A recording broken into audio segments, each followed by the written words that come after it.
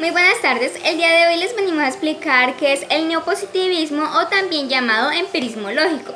Para esto, mi grupo está conformado por Valentina Gaitán, Laura Lozano, Laura Jaimes y mi persona, Angeli Rodríguez.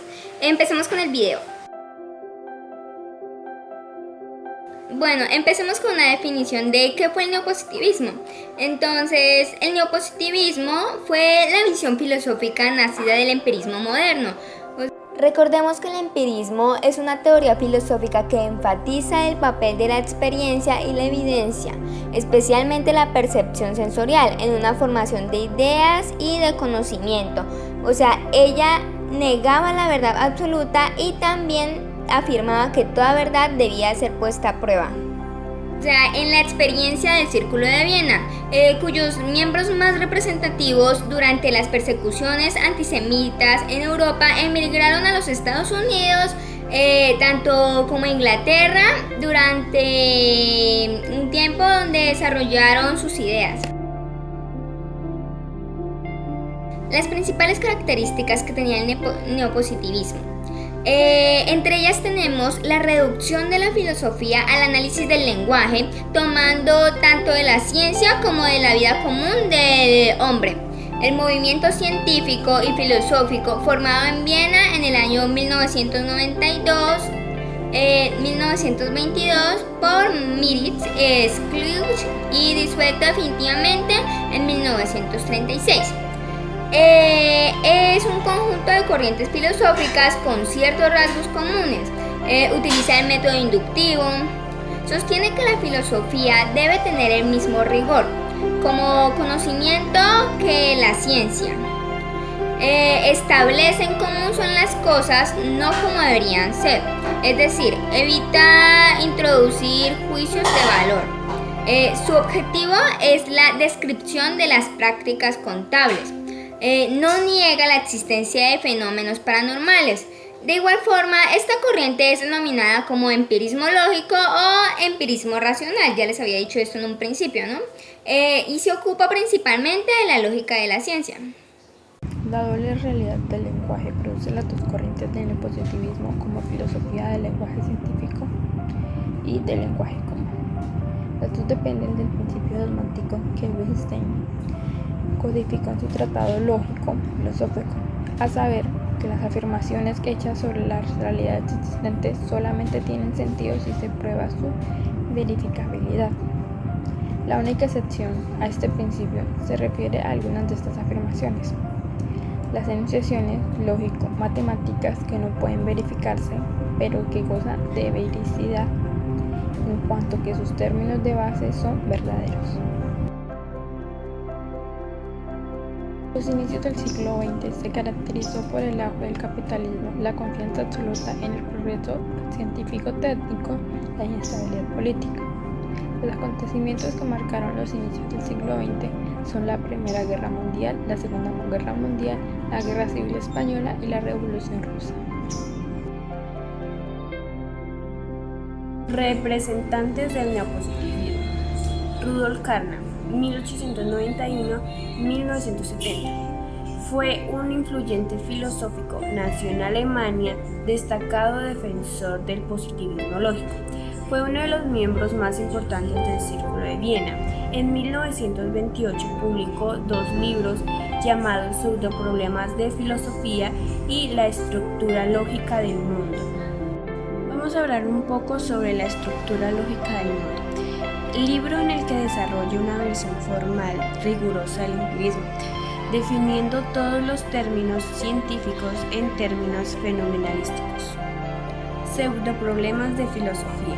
Este libro afirma que muchas preguntas filosóficas carecen de sentido, esto es la manera en que eran planteadas y suponían un abuso del lenguaje.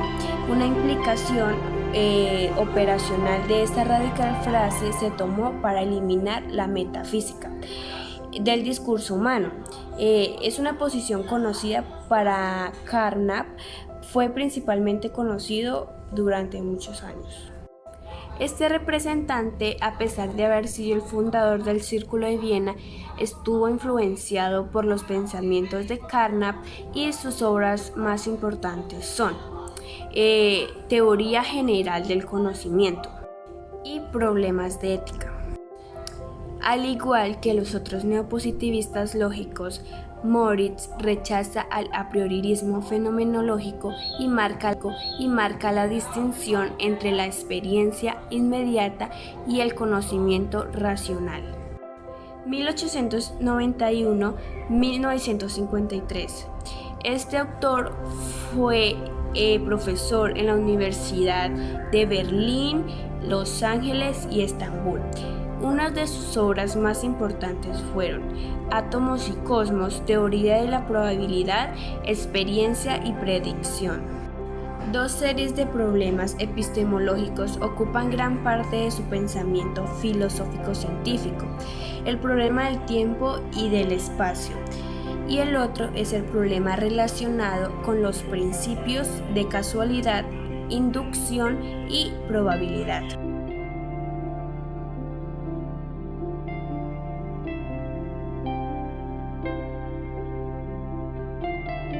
De Viena, 1922 hacia 1936. Este fue un gran grupo de científicos y filósofos animados por un mismo objetivo, el cual era establecer una filosofía científica, así como lo pueden parecer. Heinrich Marsh, 1838 hacia 1916. Maurice Marsh hacia 1936. Instrumentalista. Ernest Marsh, era más como el fin de la ciencia es la economía del pensamiento, una de sus grandes frases. Físico y filósofo austríaco. Este fue más como el precursor del neopositivismo en la fenomenista. Bien, la ciencia solo trata de fenómenos. Eso era una de las frases de él. Maurice Lasher, 1882 hacia 1936. Bien, era más como el fundador del Círculo de Viena. Era un enunciado sin sentido, una de sus frases. Luther Washington, 1889 hacia 1951. Filósofo matemático, lógico y lingüista austriaco, quien es el máximo exponente del neopositivismo. Reduzco todos los enunciados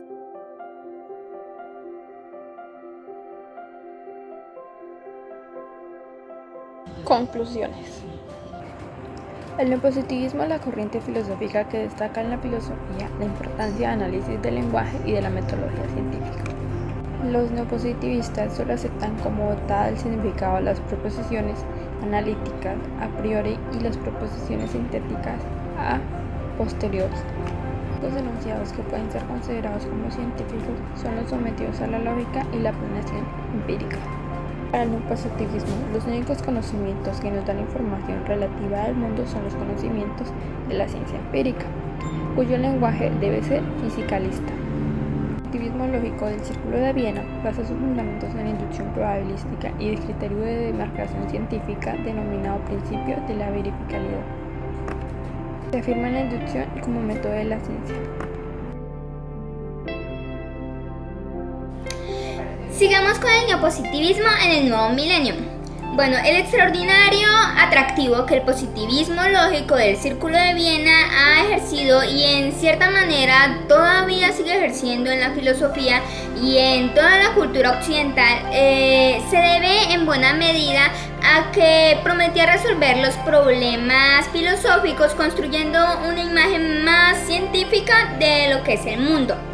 En el siglo XX, este proyecto del positivismo lógico ha naufragado, ¿sí?